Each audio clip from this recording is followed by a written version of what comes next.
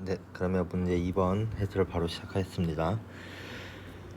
문제 2번은 10개의 영문자를 입력받은 후 가장 빈도수가 높은 문자와 그 문자의 빈도수를 출력하는 문제인데, 이런 문제를 맨 처음 봤을 때 흔히들 하는 실수가 포인터를 이용해야 하나 포인터를 이용하지 않고 배열로 풀고자 하는 경우, 혹은 이제 포인터를 이용해서 어떤 배열을 훑어볼 건데 그때의 조건을 잘 생각하지 않은 경우 등등이 있겠습니다. 그래서 맨 처음에 저희가 이런 문제를 만났을 때는 가장 좋은 해결법은 이렇게 아래 보이는 바와 같이 어떤 포인터에서 배열이 어디를 가르칠 것이고, 어떤 포인터는 이 반복문에서 어떤 역할을 할 것이며, 또 어떤 포인트는 가만히 고정되어 있는데 어떤 역할을 하도록 해주면 되겠구나 하고 이제 지정하는 것입니다. 그래서 가장 좋은 방법은 이렇게 그림을 그려가지고 직접적으로 확인을 해보면 제일 좋을 건데, 저희가 이번 문제에서 필요한 것은 결국 10개의 영문자를 입력받으면 이 문자들은 배열에 입력이 되겠죠.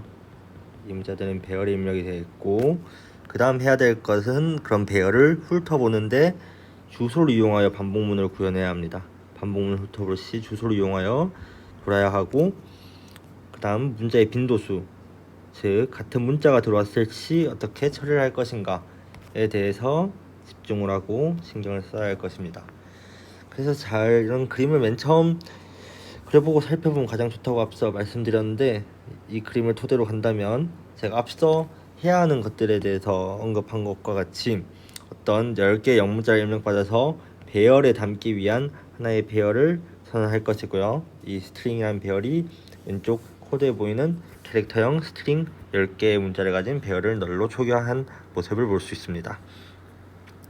그 다음에는 이 배열의 이름은 이제 포인터의 시작 주소와 똑같기 때문에 그 배열, 스트링 배열을 가리키는 p스트링이라는 배열을 만들어서 p스트링의 역할은 배열의 첫 번째 문자를 맨 처음 볼 것이고, 그 다음 p스트링이 한 칸 이동하면서 그 다음은 배열의 두 번째 문자를 보게 될 것이죠. 네. 이렇게 기준점을 잡는 역할을 하는 애가 p스트링으로 선언하면 되겠구나 라고 생각하고, 그 다음에는 psearch라는 것을 하나 만들었는데, 이것도 또한 포인터이며 psearch의 역할은 p스트링의 위치와 상관없이 p스트링 스트링 문자열의 시작 지점을 가르치고, 그러면 psearch는 항상 스트링으로 초기화가 되겠죠. 왼쪽에 보시는 바와 같이 p스트링 포문의 두 번째 17번 행의 포문을 보면 아니죠, 19번 행의 포문을 보면 psearch는 항상 스트링으로 초기화되게 됩니다. psearch는 스트링으로 가르친 이유, 배열의 끝까지 항상 돌면 되겠습니다. 그럼 psearch의 역할은 p스트링, 기준이 되는 p스트링과 문자가 같다면 어떤 카운트를 하나씩 늘려주는 역할을 하겠죠. 네.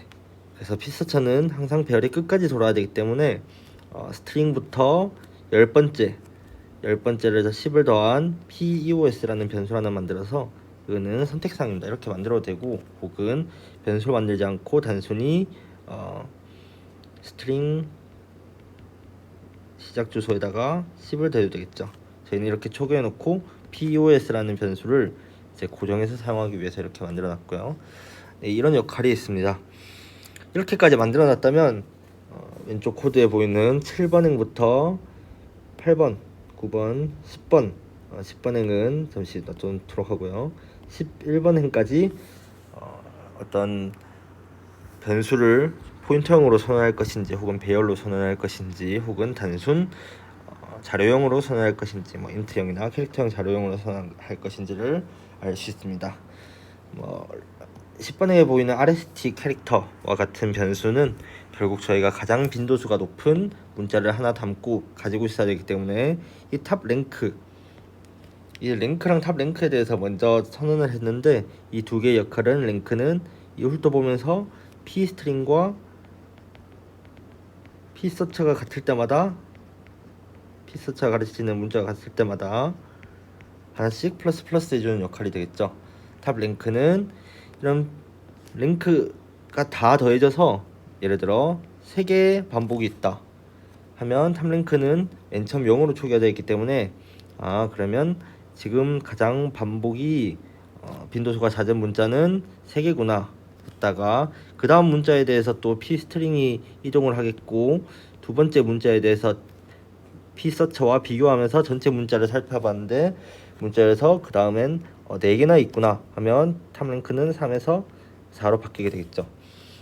이런 시나리오만 어느 정도 스스로 가지고 있다면 어렵지 않겠죠. 그러면 탑 랭크가 바뀔 때 우리는 해당 문자가 가장 빈도수가 높다고 하니까 해당 문자를 RST result 캐릭터라는 변수에 담아놓고 출력하면 되겠구나 라고 이해할 수 있습니다. 네, 그러면 여기까지 코드가 거의 설명이 끝났고요. 13번에서 15번 행까지 같은 경우에는 단순히 이 배열의 입력을 맨 처음 받아야 되기 때문에 10개의 영문자를 입력받는 경우, 그다음 17번 행부터 이제 p스트링은 첫 번째 이제 이중 포문에서 중첩 포문에서 17번 행에 해당하는 경우는 p스트링이 맨 처음을 가리키고 있고 기준이 되는 문자겠죠. 저희가 지금 입력 예시로 있는 도미네이션에서는 p스트링은 맨 처음에 d를 가르치고 있을 거고 p서처는 항상 똑같습니다. p서처는 어떤 변화하는 것도 없이 맨 처음에는 p스트링의 위치와 상관없이 도미네이션에 d를 가르치게 되고 d에서 n까지 쭉 그냥 훑어보게 되겠죠. 그러면서 이 d가 몇 번 나오는지를 체크해주는 애가 되겠죠. 네. 이런 역할을 통해서 17번 행에서 이제 23번 행까지는 그렇게 되고 24번 행에서는 앞에서 이런 포문을 통해서 랭크가 몇인지 결국 중복이 몇 번 되어 있는지 그 빈도수를 랭크로 정했으니 해당 빈도수가 이때까지 가장 많이 본 빈도수와 보다 많다면 탑 랭크를 가장 많이 본 빈도수를 다시 랭크로 바꿔주고 RST 리절트 캐릭터의 p스트링 기준이 되는 지금 기준으로 보고 있는 예를 들어 5라고 한다면 이 기준 문자열 5에 대해서 빈도수가 2로 가장 많았구나 하고 변경시켜서 해주면 맨 마지막에 사실 프린트F로 출력만 해주면 끝입니다. 저희는 이 24번 행에서 27번 행 사이에서 이제 탑 랭크라는 것과 RST 캐릭터라는 거로 결국 빈도수와 문자를 다 가지고 있을 것이고요. 그것을 중첩 포문을 통과한 이후 출력 맞으면 정확한 결과를 얻을 수 있을 것입니다. 그러면 34번 행부터 나오는 코드는 저에게 주어진 그 정답 코드와 같은데 이것도 뭐 비슷한 시나리오대로 갑니다.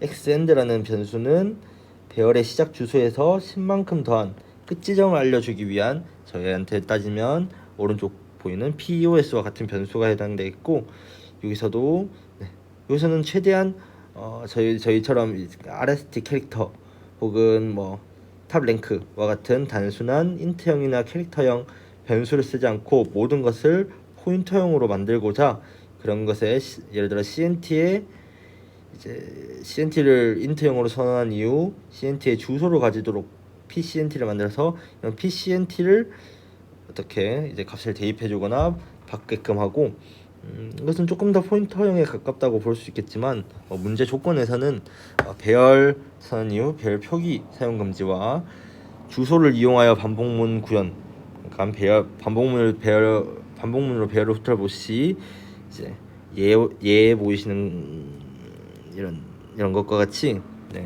주소를 이용해서만 반복문을 구현합니다.